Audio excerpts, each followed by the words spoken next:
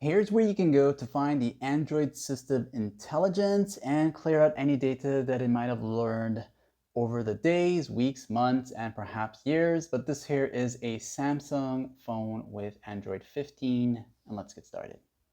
Whether you're looking to clear out the data or just know where it is, you can always use the quick panel access here and tap on the settings toggle right there at the top right.